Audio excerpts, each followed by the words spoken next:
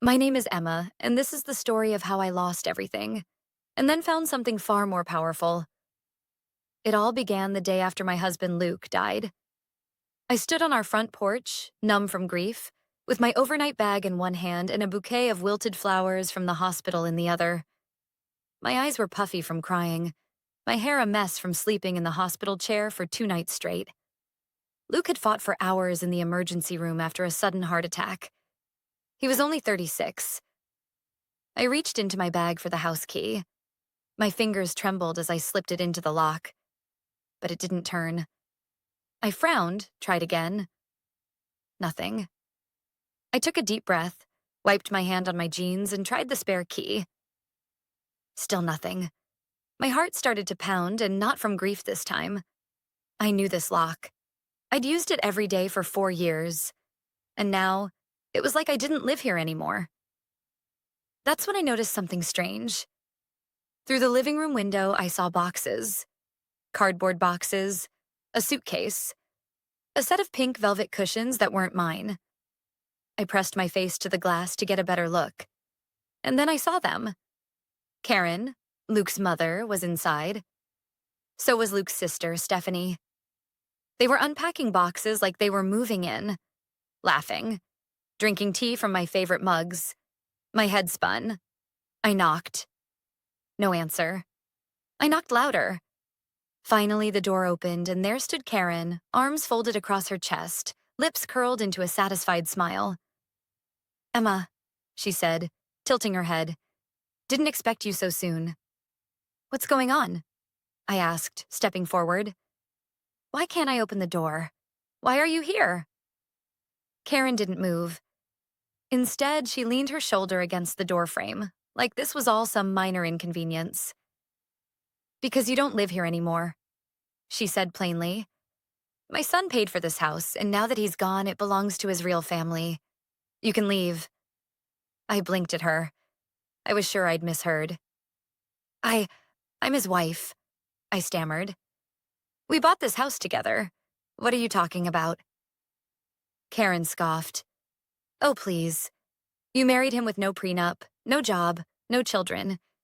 You contributed nothing. Luke paid the mortgage. Everything here is his. And now that he's gone, it reverts to us. You don't belong here anymore." Her voice was calm, almost cheerful. My blood ran cold. Stephanie appeared behind her, holding a stack of plates from our kitchen. "You left the door unlocked at the hospital," she said with a smirk. "So we just moved in. We thought you wouldn't mind." Something in me broke. I burst out laughing. The kind of laugh that comes from pure disbelief. Karen narrowed her eyes. "What's so funny?" I steadied myself, wiped a tear. I couldn't even tell anymore if it was from laughter or grief, and said, "You're unpacking your little knickknacks in a house you think belongs to you.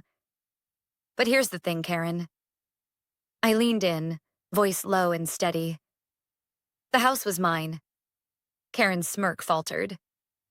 "2 years ago, when Luke's credit was wrecked from those failed investments you pushed him into," I continued, "I refinanced the house in my name. Every mortgage payment since then came from my account. Luke was recovering. I took on a full-time job and held this place together." Karen's jaw clenched. She turned, clearly trying to think of a response. I kept going. "I didn't want to throw this in your face during the funeral. I didn't want to be that person. But now, you changed my locks. You broke into my home, and you're unpacking like you own the place." Stephanie put down the plates, her face turning red. "That's not true. He said he told us—" "What he told you doesn't matter," I snapped, "because legally this house is in my name. And the fact that you're here without permission, that makes you a trespasser." Karen's face was pale now. "You're bluffing." "Am I?" I pulled out my phone and began dialing. "Should we see what the police think?" Karen snatched her handbag, calling for Stephanie. "We're not finished, Emma," she hissed. "This house should have stayed in the family. Luke was too soft on you." I stepped back, watching them storm out like children who'd been caught stealing candy. And there I stood, on the porch of my own home, key still useless in the lock. Heart shattered, but strangely empowered. They thought I was weak, that I had no fight left in me. But they had no idea who I had become while they were busy pretending I didn't matter. This was just the beginning. I didn't sleep that night. Even with the locks changed and the house finally silent again, my mind refused to rest. Every time I closed my eyes, I saw Karen's face. Smug, cold, triumphant. Her words echoed like static. You don't live here anymore. The audacity of it. The cruelty. Luke had only been gone one day, and his family had already tried to erase me. Not just from the house, from his life, our life. I woke up before sunrise, made myself a coffee I didn't drink, and sat at the kitchen table staring at the empty chair where Luke used to sit. He always added cinnamon to his cup. I never liked it, but I still bought it just for him. The jar sat on the counter, untouched. As the first light crept into the room, I made a decision. I wasn't going to cry today. I wasn't going to let Karen take one more thing from me. That morning, I called the funeral home. "Hi, this is Emma Walker," I said. "I need to make some changes to the guest list for Luke's memorial service." There was a pause. "Certainly, ma'am. What changes would you like to make?" I exhaled slowly. His mother and sister are no longer welcome. I hung up before I could second-guess myself. Later that day, I went into Luke's office, a small room at the back of the house with messy stacks of receipts, books, and unopened mail. I hadn't been in here since the hospital. Everything smelled like him.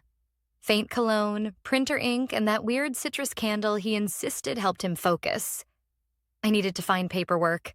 Anything that could help me understand why Karen thought she had a claim on this house. She had spoken so confidently, like she knew something I didn't. And then I saw it. A small file folder on the desk, labeled in Luke's handwriting. Prenup? Do not discard. I stared at it, confused. Luke and I never signed a prenup. At least I didn't think we had. My hands trembled as I opened the folder. Inside were several pages, printed on official letterhead, dated just a week before our wedding 3 years ago. My name. Luke's name. Legal terms I didn't fully understand. And one line, highlighted in yellow. In the event of my death, all jointly owned assets, including property, shall be transferred fully to my spouse, Emma Walker, unless otherwise stated in a last will and testament. I blinked. This wasn't a prenup. It was a postnup, a financial agreement Luke must have drafted after our marriage. Something he never told me about. And tucked behind it was a handwritten note. In case Karen ever tries anything. You know how she is. Keep this. I let out a breath I hadn't realized I was holding and laughed. Softly, bitterly. Of course he knew. Of course he'd prepared. Luke had been the peacekeeper between us, always telling me to give her grace, that she meant well, that she's just scared of losing control. But deep down, even he knew she'd try something like this. I stood up and walked back to the front door. For the first time since he died, I felt something I hadn't felt in days. Power. The next afternoon, the doorbell rang. I wasn't surprised to see Karen standing there, dressed in black, sunglasses on even though it was cloudy. Beside her was a man in a gray suit holding a clipboard. "Emma," she said flatly, "this is Mr. Langley, my family attorney. We're here to discuss next steps for the house." I didn't open the door. "Next steps?" I asked, my voice calm. Karen nodded as if this were a meeting between polite acquaintances. Luke left no will, which means his estate is up for legal division. As his next of kin, we have a right to claim what belongs to him, and to us. I tilted my head. "You mean me? His wife? His legal spouse?" Karen's mouth twitched. I took a slow breath. "Actually, I'm so glad you came. Saves me a trip." I stepped away from the door and came back holding the postnup in one hand and the deed in the other. Do you want to read the part where it says I inherit everything?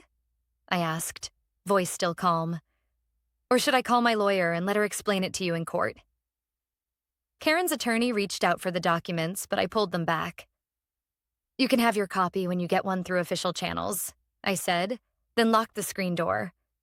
And until then, stay off my porch. Karen's face cracked, just slightly, but it was enough. She knew. She lost. They turned and walked back to the car without another word. And for the first time since Luke died, I smiled.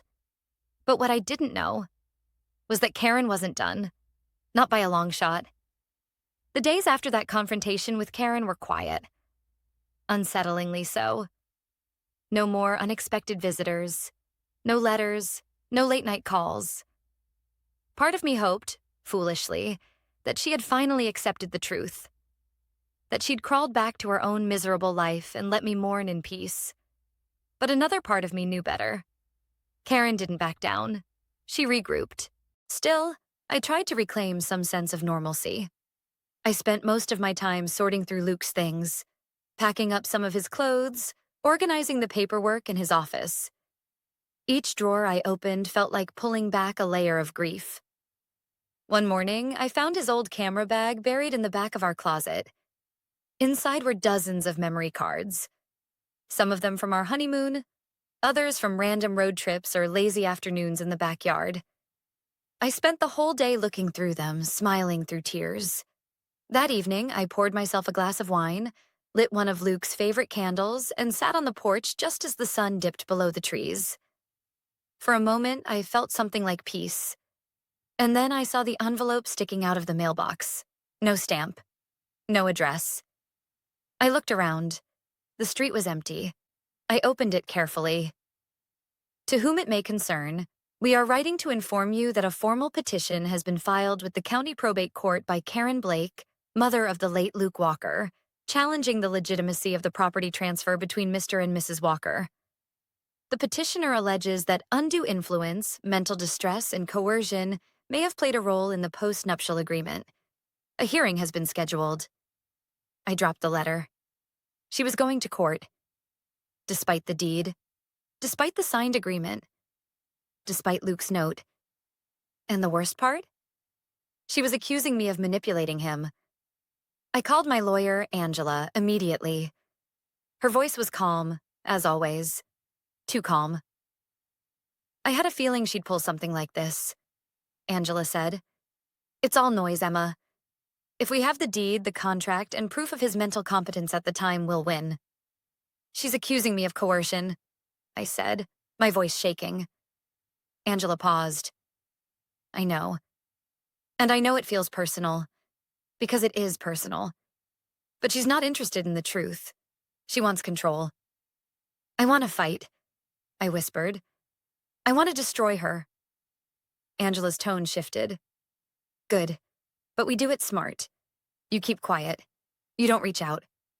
Let me handle the court. I hung up and sat in the dark for a long time, clutching that letter like it might bite. 2 days later, I got another surprise. This one didn't come in an envelope. It came in the form of a text message from James, Luke's old business partner. Hey, I didn't want to get in the middle of anything, but Karen called me. She said you might have pressured Luke to transfer the house. I know that's not true, but she's asking for emails, medical records, anything to prove he was mentally unfit. I stared at the screen, stunned. I hadn't spoken to James in over a year. Not since Luke stepped away from the company after his heart issues started. They had parted on neutral terms, but now Karen was clearly dragging everyone into this, digging for anything she could twist. Did you tell her anything? I replied. A few dots appeared. Then, no. But, Emma, she mentioned something about Luke's last investor meeting. Said he was confused, forgetful. She's building a case. That's when the knot in my chest turned to dread. Because I knew what Karen was talking about. There was one morning, just months before Luke died, when he'd come home from a client meeting looking pale and shaken. He couldn't remember where he'd parked. He forgot the name of the client he'd just spoken to. He blamed it on stress. said he hadn't been sleeping well. But what if it had been more than that? What if Karen had found out? What if she had medical records? I stood frozen in the middle of the kitchen, holding my phone, heart pounding. If she could convince the court that Luke wasn't in his right mind, even if it was just circumstantial, she might be able to unravel everything. And then it hit me like a punch to the stomach. Luke had seen a neurologist. He hadn't wanted me to come with him. Said it was probably nothing. But what if that appointment held the key to everything? I rushed to his office and yanked open every drawer. Files, folders, envelopes. I tore through it all until I found it. An unopened letter from St. Michael's Neurology. I ripped it open. Dear Mr. Walker, following your recent cognitive assessment, we are pleased to inform you that your results fall within the normal range. No signs of early cognitive decline were detected. I let out a breath that nearly became a sob. He had been okay. And now, I had proof. I clutched the letter to my chest like a lifeline, because Karen had just declared war, and I was finally ready to fight back. The morning of the hearing arrived gray and quiet, like the sky itself was holding its breath. I stood in front of the courthouse in a black dress and flats, clutching my bag as if it could protect me. Inside was everything I needed. The deed, the post-nup, Luke's neurology letter, and just enough rage to keep me standing upright. Angela met me on the steps. Ready? She asked gently. I nodded. She's going to lie, isn't she? Angela gave me a tight smile. Oh, absolutely. But lies don't last long in court. We walked inside. Karen was already there, sitting in the front row with her attorney, Mr. Langley. And her face was pure theater, dressed in grief, draped in black lace, with a tissue clutched dramatically in her hand. Stephanie sat beside her, eyes cast downward like a dutiful daughter in mourning. Neither of them looked at me, but that didn't matter. I wasn't here for them. I was here for Luke, for the life we built together, and the future she was trying to rip away from me piece by piece. The hearing was brief. Angela presented the deed, the notarized post-nup, and the medical letter from Luke's neurologist. When Mr. Langley tried to argue that Luke had been under duress, Angela asked one simple question. Do you have any documentation that supports that claim? He didn't. By the end of the session, even the judge seemed irritated. I see no grounds to dispute the legality of the property transfer, he said firmly. This house legally belongs to Mrs. Emma Walker. Case dismissed. And just like that, it was over. Or so I thought. As I stepped outside, Karen followed me out. You may have won the house, she hissed, the mask of grief crumbling off her face. But you can't erase me. I'm his mother. I didn't erase you, I said without turning around. You did that to yourself. She stopped walking. What's that supposed to mean? I turned slowly. Luke's funeral is tomorrow. You're not invited. Her face twisted. You can't keep me from my own son's funeral. I held her gaze. I already did. I called the funeral home the morning after you changed my locks. Your name is off the guest list. If you show up, they'll escort you out. You vindictive little... No, I interrupted, my voice low and calm. You don't get to call me anything. Not after what you did. You tried to steal my home. You spread lies about me in court. And worst of all, you tried to take his death and turn it into a power play. She opened her mouth, but I didn't let her speak. Luke wouldn't want you there, I added. And you know it. I turned and walked away before she could respond. But that night, I didn't sleep. Not out of guilt, but fear. Because Karen didn't lose gracefully. She didn't lose quietly. The morning of the funeral came like a tidal wave, sudden and cold. I woke early, dressed in the black dress I had worn at Luke's court hearing, and went to the guest list one more time to confirm. Karen and Stephanie were not on it. The service was scheduled for noon. By 10, people had already begun arriving at the chapel. Friends, colleagues, A few distant relatives I hadn't seen in years. They came with soft smiles and kind words, placing hands on my shoulder, telling me how much Luke had meant to them. "He always talked about you," one woman said, pressing a hand to her chest. "Always said you were the best thing that ever happened to him." I nodded, swallowing hard. "Thank you." By 11:45, every seat in the chapel was full. Except for the two in the very back. I noticed them immediately. Karen and Stephanie. They had come anyway. They weren't on the guest list. They weren't supposed to be allowed through the doors. But there they were, dressed like mourning royalty, expressions locked in fake composure. I stood frozen at the front of the chapel, my heart thudding in my chest. Angela, who had come as a friend, touched my arm. "Do you want me to handle it?" I shook my head. "Number, I'll do it." I walked down the aisle as the room quieted and all eyes followed me. Karen looked up as I approached, her jaw tight. "You're not supposed to be here," I whispered. Karen folded her arms. "I'm not leaving." "Then I will."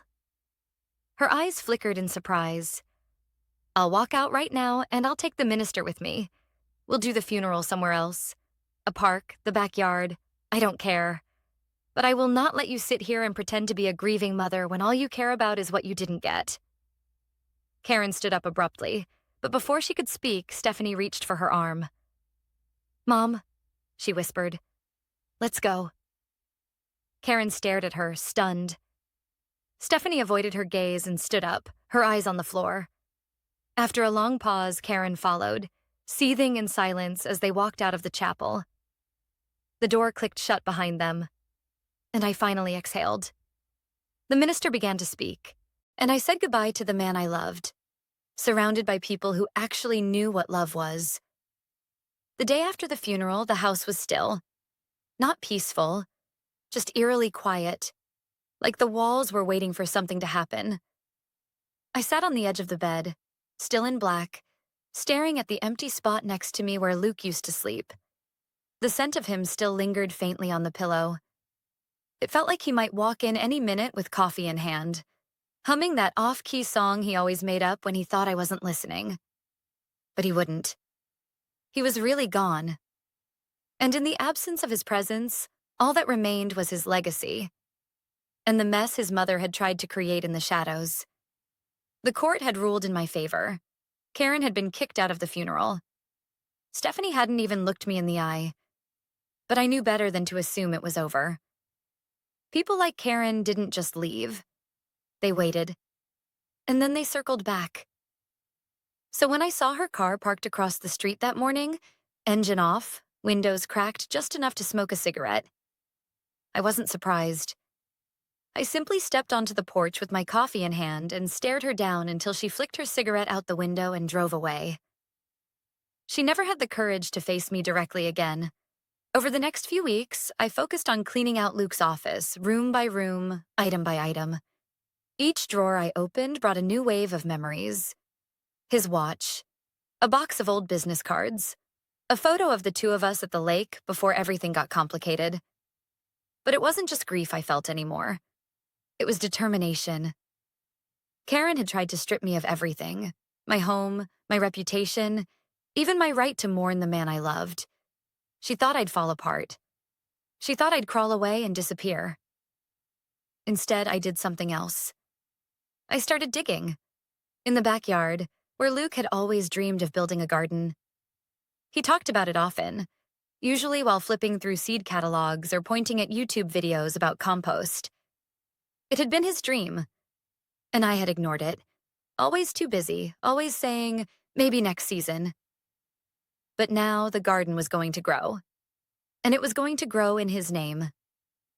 Every morning before work, I pulled weeds, turned soil, and planted rows of vegetables and wildflowers. I worked in silence, letting the earth calm me. I watched as the first signs of life began to peek through. Green shoots, buds, the promise of something beautiful. It became my sanctuary, my therapy. And one day, while I was watering the flower bed, I saw an envelope tucked under the welcome mat by the door. No return address. I picked it up, already knowing who it was from. Inside was a single sheet of paper. No apology, no acknowledgement. Just 6 typed words in large, bold font. This house will always be mine. I read it once, then laughed. Not bitterly, but lightly, almost with relief. Karen had nothing left. No legal ground, no power, just words. She couldn't come near me. The restraining order Angela helped me file had seen to that, but she still needed to make herself known, like a ghost tapping on glass, hoping to remind me she still existed. But I wasn't scared of ghosts anymore. I walked calmly into the house, took the letter, and used it as mulch in the garden bed. Pressed it deep into the soil where the marigolds were just beginning to bloom. Luke would have appreciated the symbolism. Months passed. The house slowly stopped feeling haunted. The walls breathed again. The hallway no longer echoed with grief, but with the quiet hum of healing. I painted the guest room. I changed the curtains. I planted herbs in the kitchen window like I always said I would. I was no longer surviving. I was reclaiming. One evening in early spring, I stood in the garden, the sky glowing pink above me, and realized I wasn't waiting anymore. Not for her. Not for pain.